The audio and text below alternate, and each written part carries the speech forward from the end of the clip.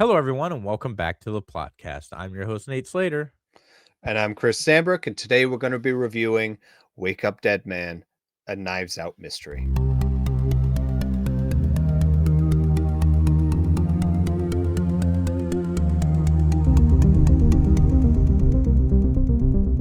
So there's a lot of buzz right now on Netflix for many reasons. One, our previous podcast discussed. The other is the new movies that are coming out. Specifically, number one in the country currently is the third Knives Out mystery, Wake Mhm. Up Dead Man. This one, I have to say, is starting out strong. The reviews came out very strong right before its release. So we were curious and we dove in as soon as it was available. And yeah, let's get right into it. So as we do with most of our reviews, as we start off with our first impression, we give it a number out of 10. From there, we'll discuss the movie and we will re-rate it at the end to see if our views had changed or not. Yep. So Nate, yeah, if you want to do the honors of breaking the ice. So, initially, like you and I discussed before we started recording this, I didn't know what to rate this because the first one was really good. Surprisingly, all these came from the famous director and writer Ryan Johnson. If you don't know him, if you're not a Star Wars fan, he wrote The Last Jedi and directed it, and half the people liked it, Very half the people divisive. hated it. Yeah, yeah. Yeah. You got half in one camp, half in the other. You're Very, you're that half in his camp. I'm the half not. yeah. You know what? Sometimes you got to have no shame. But this is a different movie. This is a different movie series, and the first one came out to really great reviews. I thought it was great, even after you find out kind of like the weird twist that, spoiler alert, if you can figure out who the bad guy is from the moment you see a cell phone. But Yep. that movie, Chris and I kind of both agreed on that was like a 9. That was like a 9 tier kind of movie, Yeah. and then the second one came out. The second one was not bad, but I felt like it not Some necessarily some too. cheap tactics. I think Yeah, the biggest thing a lot of people disliked about is with a murder mystery, there's always a sense of you should be able to guess who the killer is right from the get-go. Um, there's always the chance, and then as more information is revealed to you, you can decipher how the murder was done. And of course, your view on who the killer is could fluctuate from time to time. Now, with the second movie, they throw a curveball and they throw a twin in there, and that's a MacGuffin that is just it's unfair because there is no way that you would ever possibly know that there was a twin in the mix. And then, the problem with the twin is like then you have to go into every movie assuming every single character has a twin, and it just takes away from the whole murder mystery. yeah, Um, so that being said, that's why the second one, a lot of people were like, it's just one of the it felt cheap when you yeah. get the grand reveal.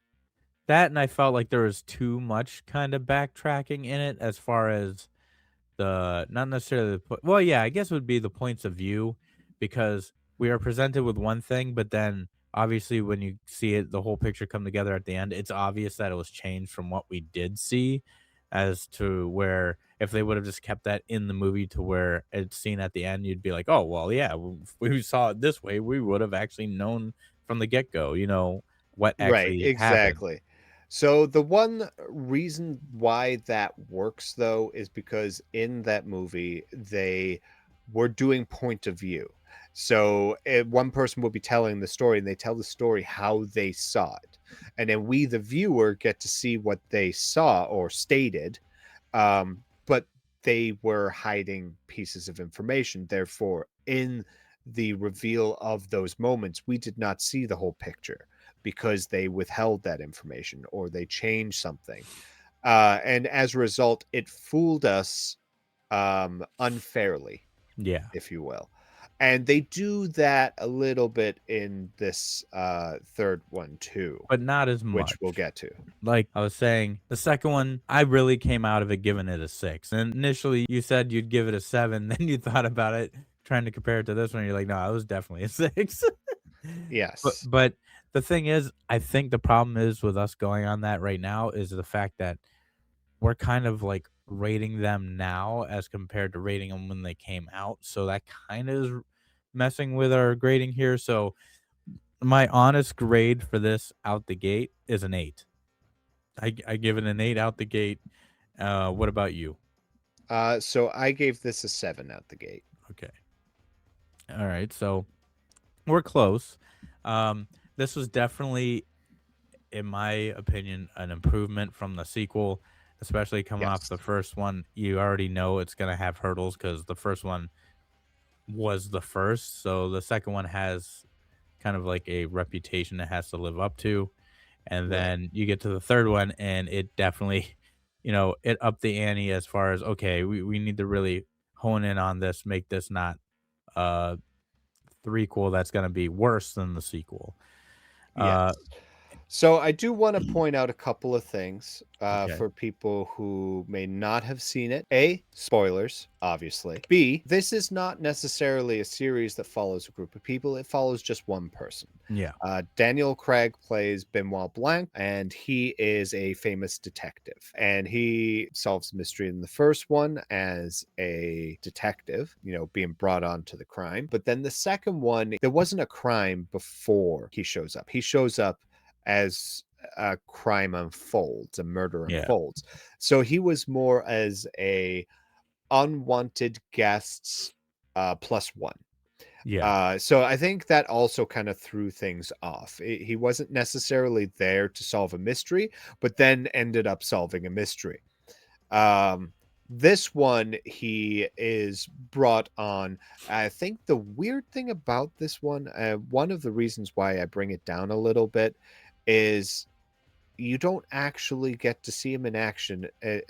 His very first real scene, despite seeing a glimpse of him, very first real scene is not until half hour into the movie. yeah. That was my first tick.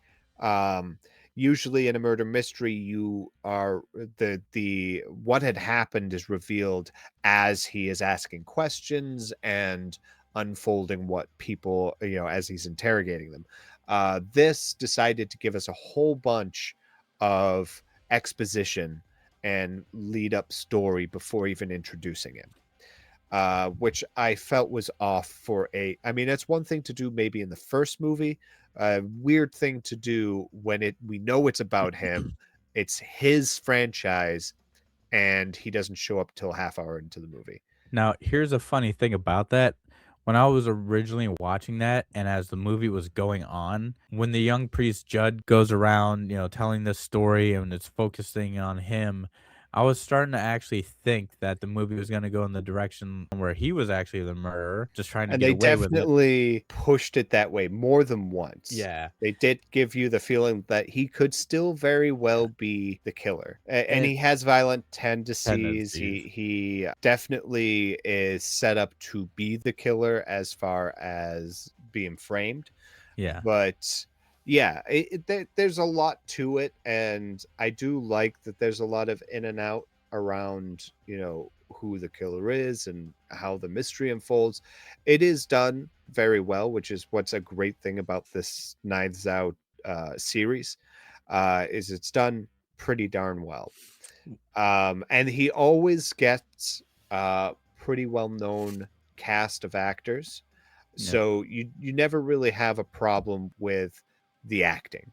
The I talent. think, yeah, I think the second one we had two specific actors that I felt were a little over a top with their characters. Those being Edward Norton and Dave Bautista. Yeah. But They they were were a little great. over the top. They were great, and it was somewhat necessary. I feel like Edward Norton is kind of an oddball these days, Yeah. to be putting into movies. Not that there's anything wrong with that, and not that there's anything wrong with him. There's plenty of his work that I absolutely love. Fight Club. Yep. Uh, We don't but talk about that. no, we don't. Yeah, first rule. It took away a little from the grand reveal at the end, I feel like. Yeah. I know he was making a point, Ryan Johnson was making a point of even idiots can be somewhat of a mastermind in crime. Yep. Uh, He's an idiot. obviously obviously not good enough Yeah. to not get caught, but even the best get caught. Where I was kinda also going with that with, Judd there is that I also felt like maybe they were gonna take a shift if he ended up being not guilty by the end of it. I also thought that maybe he was gonna be like the new person to kind of go on these kind of things to try and figure things out because he was really at the beginning based off of everything that he was saying that telling his account of what happened, it seemed like he was very thorough himself to where I almost believed that he was gonna be like the next kind of Blanc. Benoit. Yeah. Yeah, Benoit Blanc. So I was like, "Okay, so maybe they continue this with the priest taking over." So I was like, "Where could this go? What if? What could happen?" Right. So My it was thing good. with this movie as a franchise is everyone keeps referring to it as a trilogy now, which, Yeah, yes, technically it is, but that gives the impression that that's it, it's that definitely there will not be it. no more. I don't think it's going to be just a trilogy. But if it is, then that's kind of upsetting because this again is another step in the right direction for movie Yes. making for Netflix. And with them taking the steps that they are, this is a franchise that they should really hold on to. Now, again, it has a lot to do with Daniel Craig. If he chooses not to return, then that's it. It's Yeah. over. They could continue with Judd, but I mean I mean, the way they ended it, it didn't feel like they would. Um, but I mean, that I being said, yeah, go I ahead. I also feel like, there's plenty they can do with this. I mean, if Daniel Craig decided not to come back, they could always do prequel movies. I mean, granted, it won't be Daniel Craig being the character of Blanc, but if they could get somebody else who kind of has that gravitas that he has and has that swagger that he does that could pull it off, I could definitely see it. Because to me, this series is very Scooby Doo esque, which is kind of Yes, cool, which is funny, which you wouldn't think that it would work, but it works. It really it does. does. Yeah, there. If there's anything that recent movies have taught me, it's that there are certain directors that can pull out some crazy and pass it as real. Another famous person being able to do that would be James Gunn, Yeah. who has been able to really pull out the comic of comic books, put it into live action, and still make it believable. Yeah. No one thought that the first Guardians of the Galaxy movie was going to do well because it just seemed so over the top and ridiculous in the trailers. I knew from the second I saw those trailers that it was going to be a fan favorite. It was love Um, at first sight. it really was. Um, and I did thoroughly enjoy it, and so did so many other people. And Yeah. he's been able to show us that it's very much possible. Another director, specifically with a very specific movie, would be Edgar Wright with Yep. Scott Pilgrim. That is Yeah. very That was comic great. book esque, and yet it still worked very well. So now that we've seen enough examples of it, I don't feel like it's much of a hurdle anymore. "Oh, that's too cartoony." I mean, The Mask was very cartoony. Yes. It was made to be cartoony, and yet it was still taken very seriously. It was one of Jim Carrey's biggest movies at the time. Yep. And that was at a time where CG wasn't really a thing, not to the extent that they used it.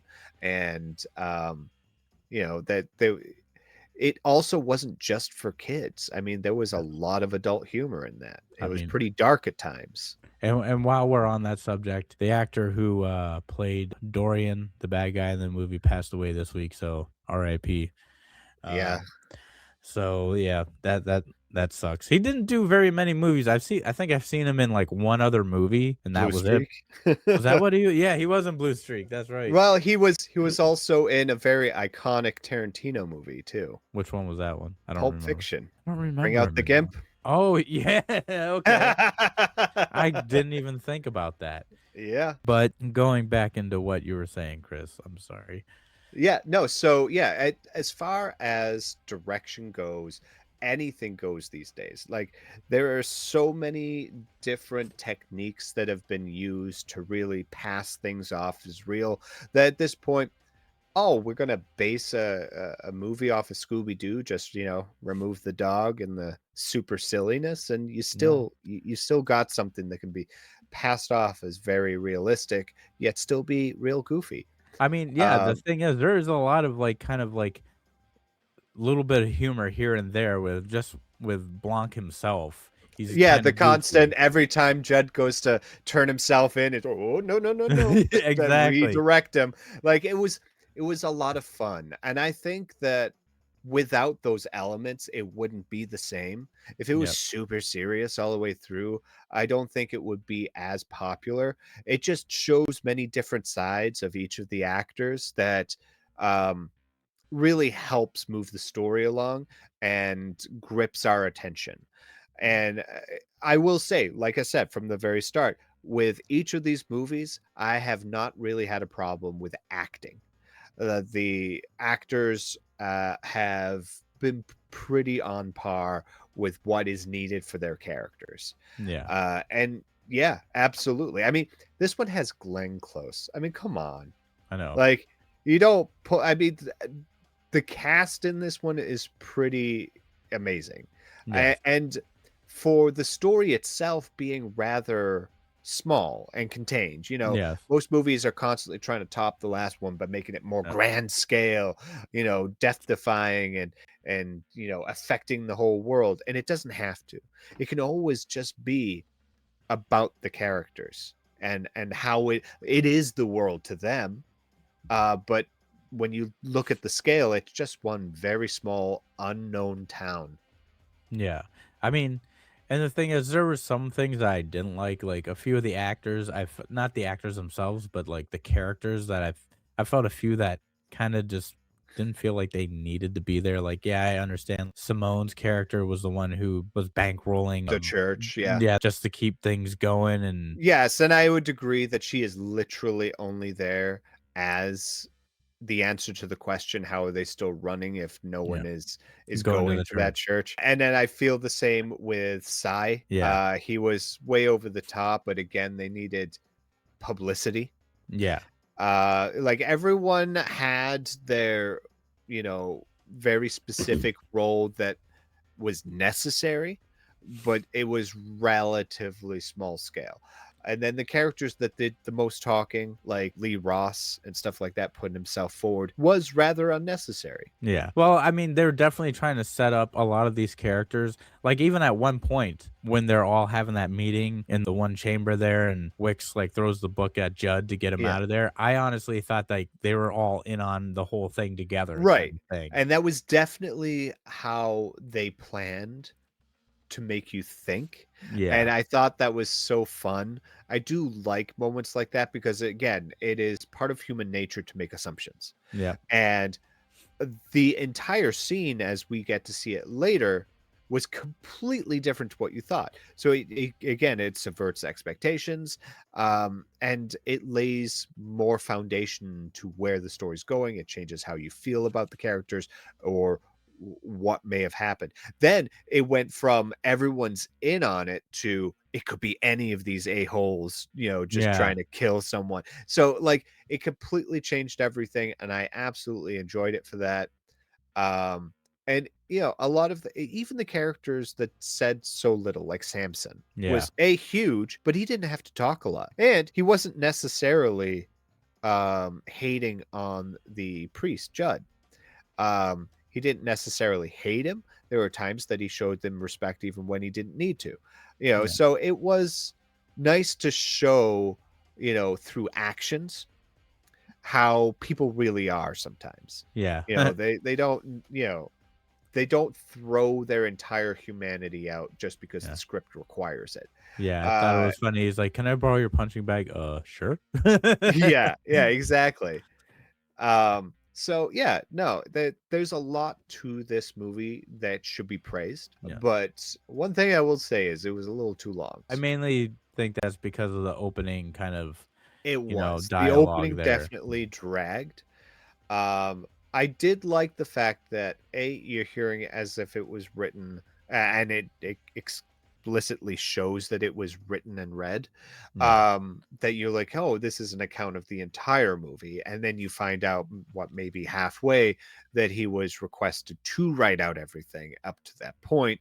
So it did kind of give it a little more meaning to the way it was set up.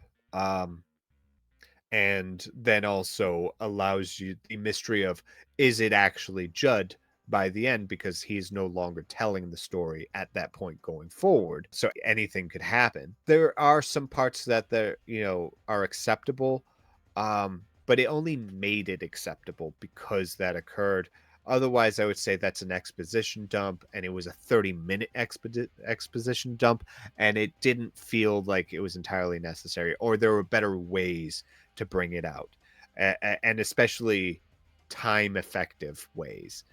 Because, I mean, I was tempted to kind of pause and just go do something else Yeah. during that. It felt like an epilogue that was epic, uh, A little and too unnecessary. epilogue-y. Yeah, it was a little much. Another thing, I don't know if I would say unnecessary, but there was this constant push to other novels, assuming people had read them, like The Yeah. Hollow Man and the other murder mysteries, and they're like, "Oh, the answers are right here in the book." And then, of course, Mila Kunis, who plays the sheriff or whatever Yeah. in the area, ends up reading the book and then also catches on to, oh, Judd must be the bad guy, which again, there's a lot of fun and clever ways, but it also points out a couple of things. One, he wasn't there for that book club meeting. That was the previous month before he even Yeah. showed up. B, everyone else who was a part of that would have read that because they were a part of that book club. So that also showed that it probably wasn't Judd because so many other people had read it and it fit that situation that they were probably the ones that set it up. Like the fact that Mila Kunis jumped to that conclusion without thinking outside the box, even subjectively, as a cop is kind of supposed to do. Well, Um, she's an officer, she's not a detective. There's 2 well, different. whatever Yeah. the case, she's on the case. Yeah. To jump to that conclusion, I feel like her part was largely Yeah. unnecessary just because Daniel Craig was brought in by the police. So he could have just been the I officer f in I charge. feel like she was Uh, more or less the bad cop. He was the good cop, she was the bad cop. Best way to sure. put it. Um, it just felt like it was there just A because of little the much, yeah, coverness. like, when she came Yeah. in and I also thought it was an odd role for her. I was like, "What?" When I Yeah. saw her, I'm like, "Wait, Mila Kunis? Huh?" That's the kind of role that people get that they do when they're busy. It's Yeah, like Daniel Craig with his first work with Ryan Johnson. If you remember, he was a stormtrooper. that's right. And it was just because he was busy that he didn't have any bigger role than that. Um, and it's so funny that he went from an uncredited cameo, part of a major trilogy franchise, with a friendship clearly blossomed from it. Yeah. So, I mean, I it's mean, James Bond. yeah, exactly. And it helped that he finished the James Bond franchise and, was looking to start fresh with Yeah. something else. Um, but yeah, no, there was just, yeah, there was a lot of unnecessary characters, or at least filler Yeah, I characters, even felt like which Vera which Draven was kinda lengthened, like, yeah, which again lengthened the runtime, which again Yeah. felt unnecessary. Which obviously I that was the whole thing to get, like, her brother involved and have it be the illegitimate son of Wick or Yeah, whatever, just to kind of, move this whole thing along. And then but still by the end of it, when, Blanc figures everything out, he initially is like, "I can't figure it out," and then he, like, puts 2 and 2 together, and he starts thinking, he's like, "Wait." He thinks back to the whole thing about Eve's apple and looking into the whole, globe there, and Jesus is there, but when he removed the Jesus, there was an impression there of where a jewel would be, and he didn't think about it at the time, but now right. that he played it back in his Again, key mind, he's like, pieces of "Yo." information. Yeah. Yeah. As you gather key pieces of information, it's easier to fill in the gaps, which is great. What I loved the most was a lot of the misdirection had good motivation. And Yeah. what I mean by that is when you find out that Wix had planned to have the tomb open before he even died, you'd instantly think, oh, he's trying to pull a Jesus thing. He's going to come back from the dead. And Yeah. while, yes, that was what was portrayed, it wasn't portrayed by him. He was going in so he could get the jewel. Yeah. So again, it's like it's misdirection that was planted by situational circumstance. So it was something that was situational circumstance that Glenn Close's character decided to twist into a bigger narrative, which was Exactly. good. It was good. I mean, that's good writing. I thought If it he was had cool. used that kind of creative writing for Star Wars, oh my Maybe. God, we'd have an amazing movie. Yeah, maybe even a better trilogy. Maybe he would have done the next movie, and J.J. Abrams wouldn't have to backtrack and then mess everything up for, what Ryan set up, and it's just, anyway, we're talking about a different franchise.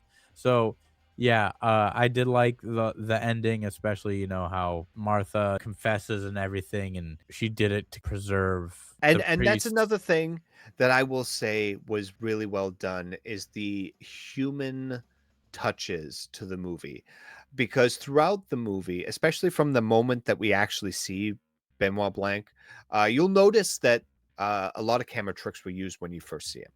Like, he is in the dark when he's talking crap about the church, and then the priest gives his view, which is very honest and open and very pure, and the light is shining on him.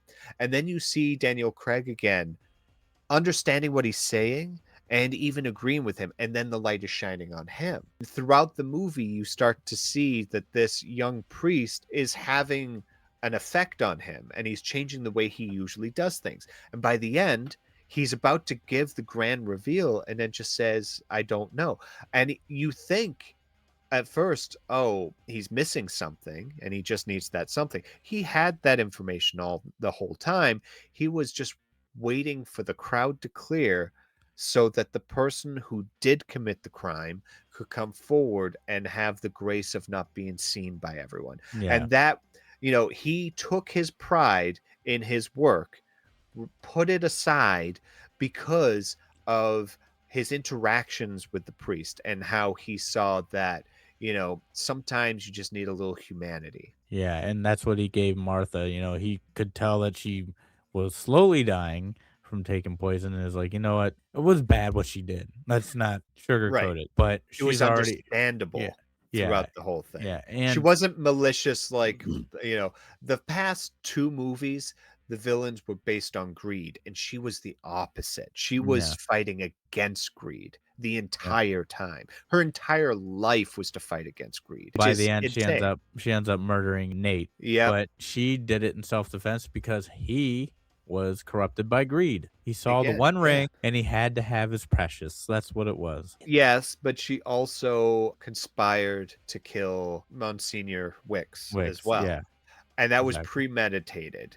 Yes. Um, and she was the one that got the actual killer, Dr. Nat Sharp, Mhm. to do the killing.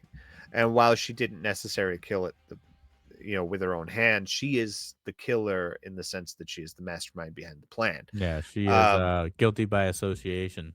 yeah, and she did it again to fend off greed.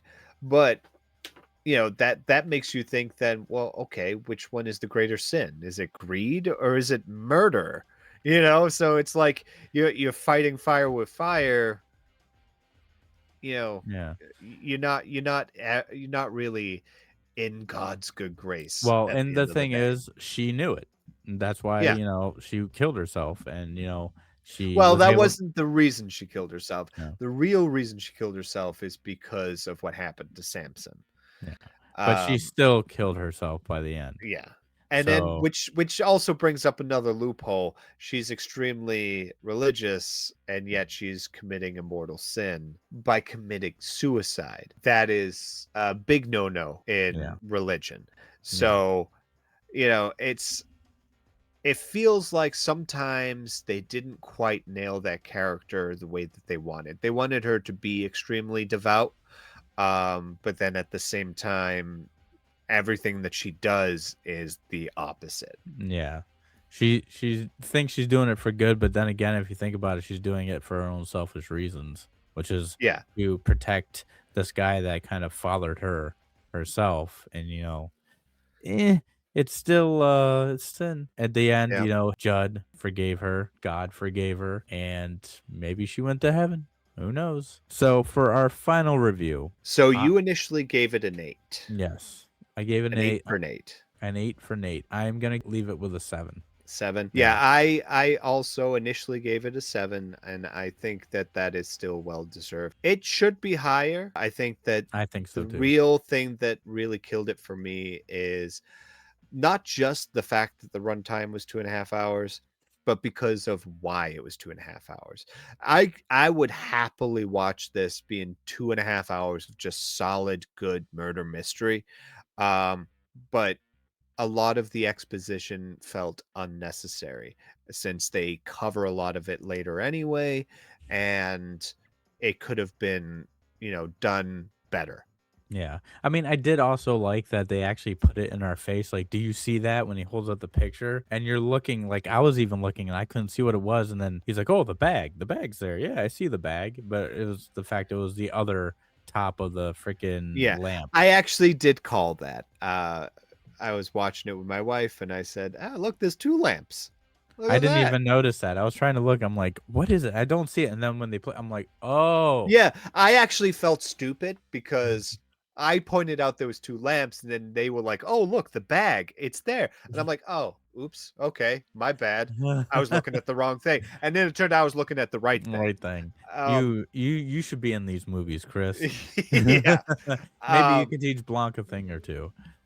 But yeah, that aside, one of the other big gripes that we didn't quite touch on, we somewhat mentioned it earlier, was when Judd is running around, he does see Monsignor Wicks come back from the dead, but it's not him; it is Samson. Yeah. So they play with the camera tricks again, Yeah. where they show us that Wicks had come back, but it's not Wicks, and Yeah. it's because he mistakenly thought he saw Wicks. Yeah, because, Um, what's his face looked kinda like him, he was wearing the it robe. was dark, it was yeah, the all the little thing and everything he had just gone through.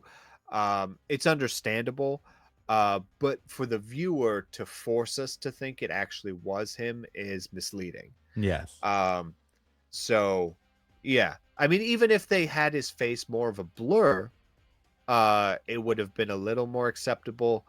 But again, I do understand why they did it because again, Yeah, it's same forced here. perspective, and gives us the idea of what he is thinking, what he is seeing. So it's not necessarily bad. It's not nearly as bad as the way they had portrayed the second one with Yes. the telling of everyone's stories and just completely destroying the point of view for us to work out what had happened. Yeah. I mean, there's reasons for it, and it can be acceptable, but um, sometimes it's not. This Yeah. case, I don't think it's nearly that much of a crime, being that Mm. Crime. it was so little of it in this movie, and again, understandable. Yeah. I agree with you on that, I do say I would watch this one again, like, just to watch it again. Not right away, for sure. Like, the second one, Yeah, I could take it or leave it, whatever. First one, for sure. I would watch that one again, I have. definitely. Yeah, I've watched it a couple of times. I've Yeah. enjoyed that one. The second one, like I said, meh. This one, okay. I could watch it again. Probably like, oh, you guys never seen this? Watch it. Watch it. Have a watch party or something. So, on that note, this has been a review of Wake Up Dead Man, a Knives Out mystery. If you guys don't know who we are Plot Hole Productions. You have watched the PlotCast, and you can find us on Spotify, Instagram, and YouTube. If you haven't already, like, comment, and subscribe to keep up to date on all things Plot Hole Productions. And once again, I'm your host, Nate Slater, And I'm Chris Sandbrook, and we'll catch you in the in the void. void.